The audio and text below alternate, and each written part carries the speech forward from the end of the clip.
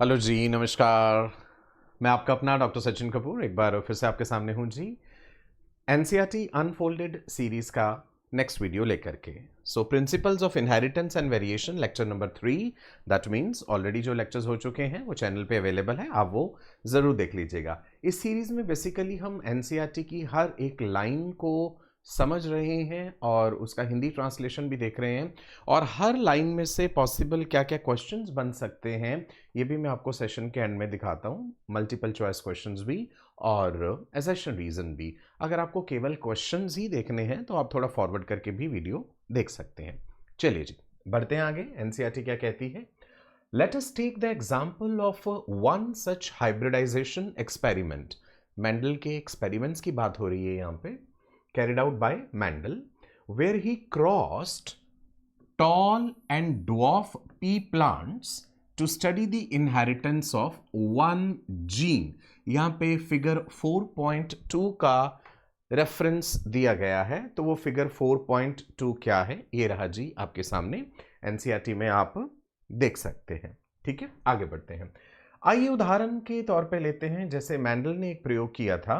इस प्रयोग में उन्होंने लंबे यानी टॉल और बौने यानी ड्वार्फ मटर के पौधों को आपस में क्रॉस किया। आप जानते हैं वो एक समय पे एक एक कैरेक्टर लेकर के चल रहे थे पाइसम सटाइवम में, राइट, ताकि ये समझा जा सके कि एक ही जीन की इनहेरिटेंस कैसे होती है। सो यहाँ पे उन्होंने वाकई बुद्धिमान व्यक्ति के रूप में ये निर्णय लिया कि एक समय पे हम एक कैरेक्टर को लेकर के स्टडी करते हैं। यानी मैंडल ने यह प्रयोग जानने के लिए किया कि लंबाई जैसी एक विशेषता अगली पीढ़ी में किस प्रकार से पास ऑन होती है। जिस फिगर का जिक्र किया गया था ये रही वो एनसीईआरटी में फिगर। आगे देखते हैं। He collected the seeds produced as a result of this cross।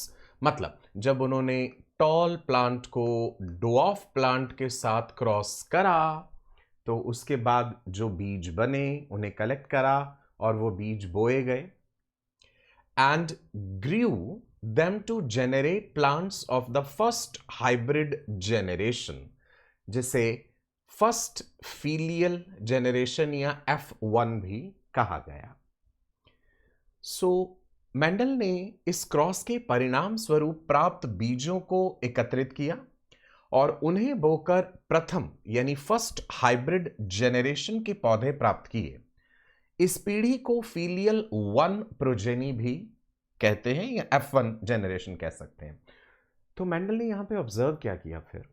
Mendel observed that all the F1 progeny plants were tall, right? So tall जिसे हम इस तरह से रिप्रेजेंट कर रहे हैं, जब पहली जेनरेशन आई तो वो सभी टॉल थे, like one of its parents none were dwarf. अभी बड़ी हैरानी की बात हुई, लंबा पौधा, बौना पौधा, छोटा पौधा क्रॉस करा गया, अगली जनरेशन में सारे पौधे लंबे हैं। तो भाई वो जो छोटेपन वाला कैरेक्टर है क्या वो गायब हो गया, क्या वो खत्म हो गया है? राइट, ये सवाल दिमाग में रखिएगा। मेंडल ने देखा कि सभी F1 प्लांट्स जो हैं अपने एक जनक यानी पेरेंट की तरह लंबे थे, उनमें से कोई भी बौना पौधा नहीं था। चलो यहां पे देखते हैं, एनसीईआरटी का ही डायग्राम है, ये टॉल प्लांट है, ये ड्वार्फ प्लांट है, राइट, और F1 जेनरेशन में उनको सारे प्लांट्स टॉल मिले थे। फिर F1 जेनरेशन वाले प्लांट्स से जब आगे F2 जेनरेशन उन्होंने ऑब्टेन करी तो देखिए यहां पे टॉल टॉल टॉल और कुछ पौधे ड्वार्फ भी हैं, राइट। 3:1 का रेशो हम कहते हैं ना, वो रेशोज अभी हम आगे पढ़ेंगे। आप ये मत समझना कि केवल टोटल 4 पौधे ही बने होंगे, ये रेशो की बात कही गई है, अनुपात की बात कही गई है कि मान लीजिए अगर 1000 पौधे थे तो उनमें से कुछ टॉल थे कुछ ड्वार्फ थे और वो रेशो 3:1 का था। ये टोटल 4 पौधे नहीं है, ये ध्यान रखना है आपको। आगे बढ़ते हैं। He made similar observations for the other pair of traits। अब बाकी भी तो उन्होंने स्टडी करे थे ना, फ्लावर का पोजीशन एक्सियल है, टर्मिनल है, फ्लावर का कलर, राइट। सो और बाकी कैरेक्टर्स को लेकर के भी उन्होंने सेम चीजें ऑब्जर्व करी। He made similar observations for the other pairs of traits। He found that F1 always resembled either one of the parents। F1 में जो प्रोजेनी मिल रही है वो रिजेंबल कर रही है either one of the parents, and that the trait of the other parent was not seen in दम। उन्होंने अन्य युग्मों यानी पेयर्स के गुणों के लिए भी इसी प्रकार के अवलोकन किए। उन्होंने पाया कि F1 पीढ़ी के पौधे हमेशा किसी एक पेरेंट से मिलते जुलते थे और दूसरे पेरेंट का गुण उनमें प्रकट नहीं होता था। फिर मेंडल ने क्या करा? Mendel then self pollinated the tall F1 plants, and to his surprise he found that in the F2 generation some of the offsprings were dwarf। वही जो हम 3:1 की बात कर रहे हैं। The character that was not seen in the F1 generation was now expressed।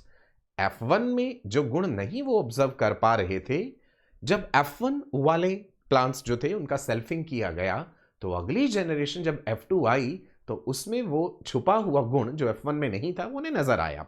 तो इस बात से एक चीज का तो संतोष हुआ कि भाई वो ड्वार्फनेस वाला गुण खत्म नहीं हो गया है, वो प्रेजेंट है।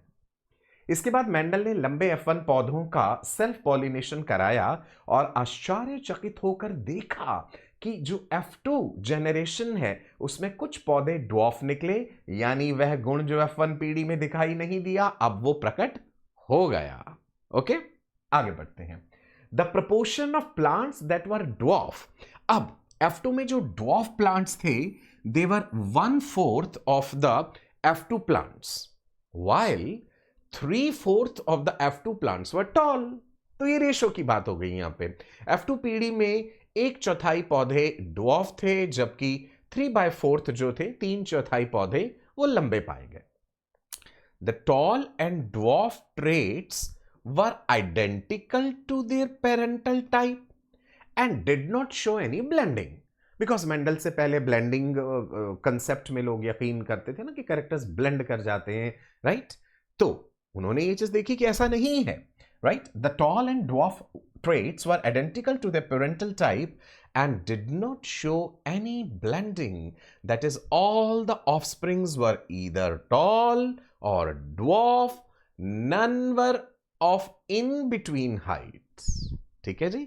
सो लंबे और बौने गुण अपने पेरेंटल टाइप के समान ही थे और इनमें किसी प्रकार का मिश्रण यानी ब्लेंडिंग नहीं हुआ था। अर्थात सभी जो पौधे या तो पूरी तरह लंबे थे या पूरी तरह बौने, उनमें से कोई भी मध्यम ऊंचाई वाला नहीं था। यहां पे फिर से फिगर 4.3 का रेफरेंस दिया गया है, राइट? अब आप देख सकते हैं पेरेंटल जनरेशन टॉल और ड्वार्फ, राइट? F1 जनरेशन सभी टॉल, सेल्फिंग करा तो F2 जनरेशन में टॉल और ड्वार्फ 3:1 का रेशो है। और ये जो है टॉल ये पेरेंटल टॉल टाइप है और जो ड्वार्फ है ये पेरेंटल ड्वार्फ टाइप है। कोई इंटरमीडिएट हाइट वाला सीन यहां पे नहीं है। Similar results were obtained with the other traits that he studied. Flower position, axial terminal, pod का शेप इन्फ्लेटेड कंस्ट्रिक्टेड, पॉड का colour green yellow, seed shape round seeds हैं ये रिंकल्ड हैं, सीड का कलर येलो है ये green है। बाकी कैरेक्टर्स को लेकर के भी जब प्रयोग करें तो नतीजे एज इट इज थे। उन्होंने जिन अन्य गुणों ट्रेट्स का अध्ययन किया उनमें भी उन्हें इसी प्रकार परिणाम प्राप्त हुए। Only one of the parental trait was expressed in F1, बिल्कुल सही, F1 generation, while at the F2 stage both the traits were expressed in the proportion 3:1। So F1 पीढ़ी में केवल एक ही पेरेंट का ट्रेट प्रकट हुआ, जबकि F2 अवस्था में दोनों गुण 3:1 के अनुपात में प्रकट हुए। The contrasting traits did not show any blending at F1 और F2 stage। ये बात बड़ी इंपॉर्टेंट है भाई, किसी किस्म का उन्हें ब्लेंडिंग नहीं हुआ कि कोई इंटरमीडिएट ट्रेट वाला उन्हें कोई भी पौधा मिलता। कॉन्ट्रास्टिंग ट्रेट्स ने ना तो F1 अवस्था में और ना ही F2 अवस्था में किसी प्रकार का मिश्रण या ब्लेंडिंग प्रदर्शित किया।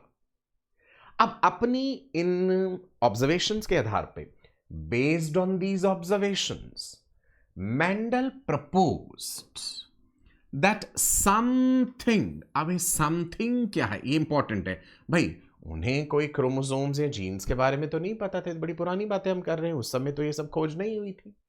सो उन्होंने प्रपोज किया that something was being stably passed down unchanged from parental to offspring, parent to offspring through the gametes over successive generations. तो इन अवलोकनों यानी ऑब्जर्वेशंस के आधार पर मेंडल ने यह प्रस्ताव रखा कि समथिंग, अब यहां पे समथिंग की हिंदी वस्तु कर दी गई कि समथिंग है, कुछ तो है जो पेरेंट से संतान ऑफस्प्रिंग तक गैमेट्स के माध्यम से लगातार पीढ़ी दर पीढ़ी बिना बदले अनचेंज्ड और स्थायी रूप से स्टेबली स्थानांतरित होती रहती है। ओके, अब उस समथिंग को उन्होंने क्या कहा? He called these things as factors. Important.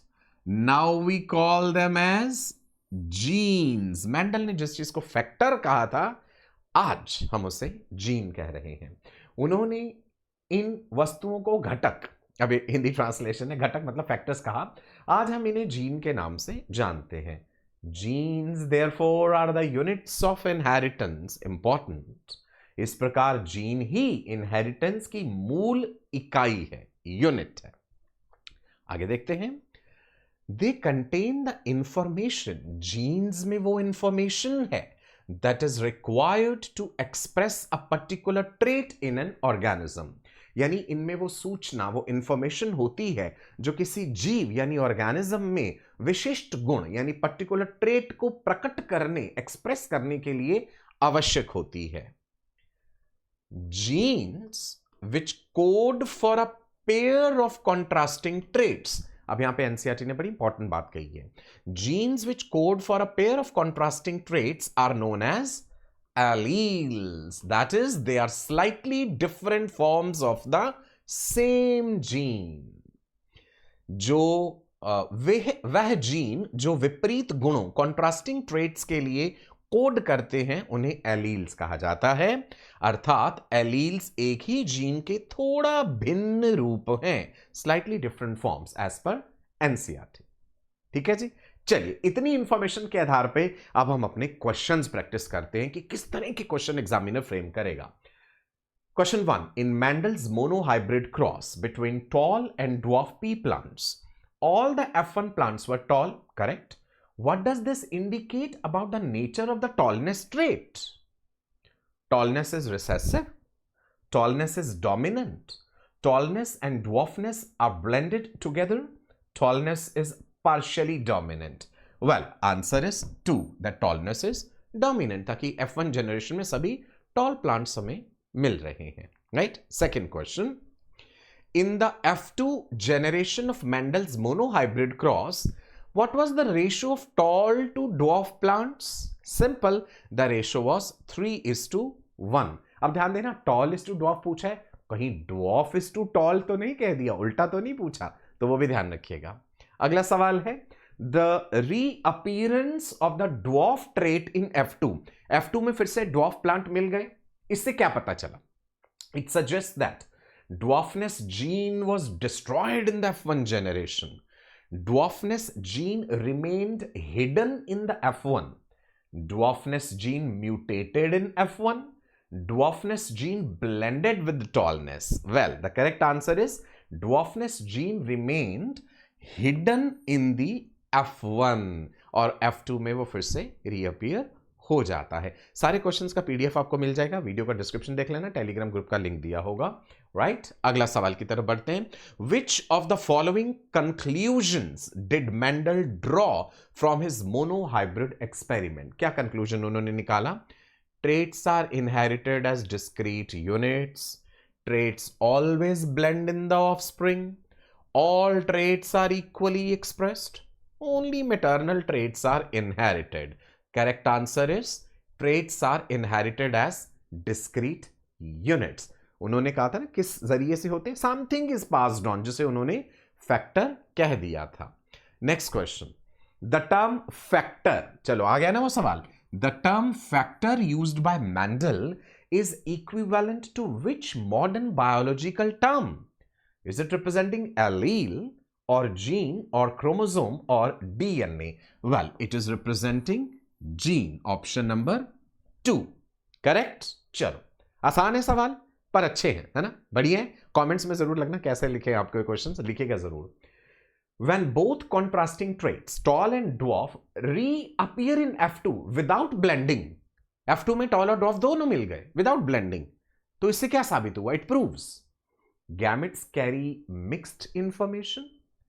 Each trait is governed by a stable factor transmitted unchanged.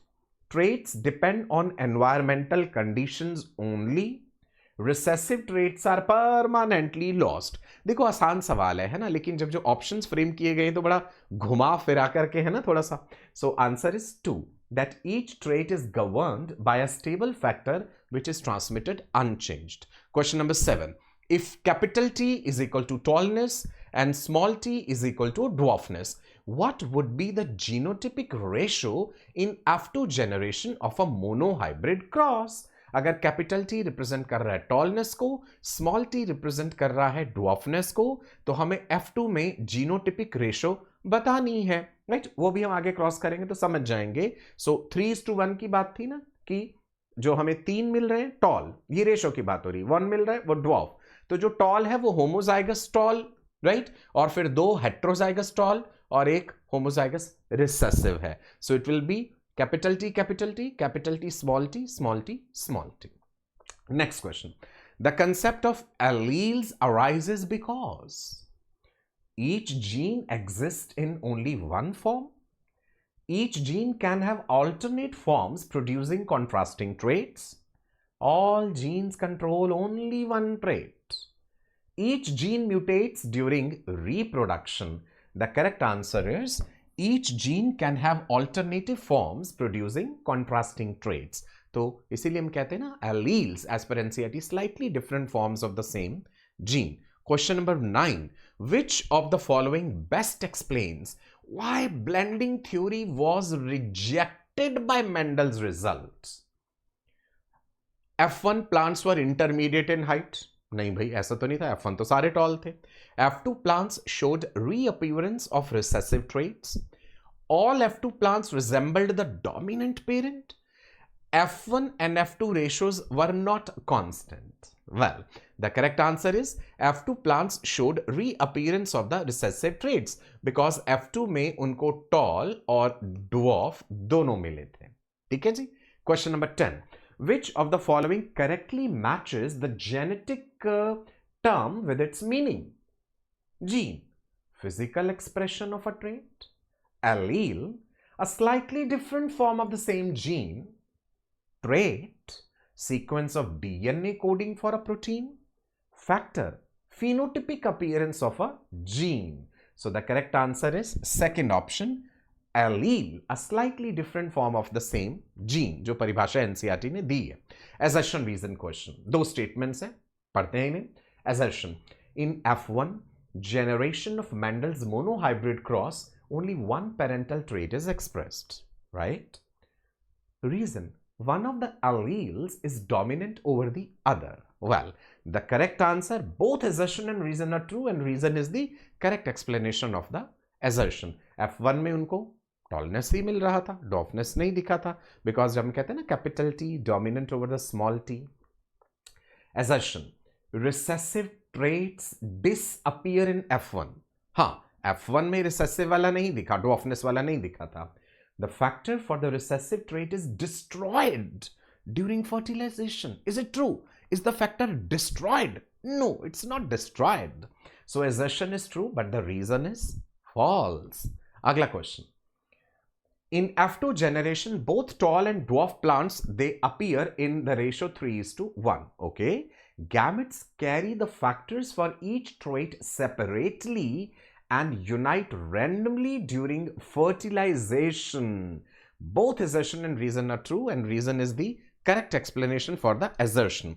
Independent segregation जब होता है alleles का during gamete formation, independent assortment, ये चीजें हम आगे पढ़ेंगे, right? It leads to reappearance of both traits in a 3:1 ratio. 14th question. Genes are the units of inheritance.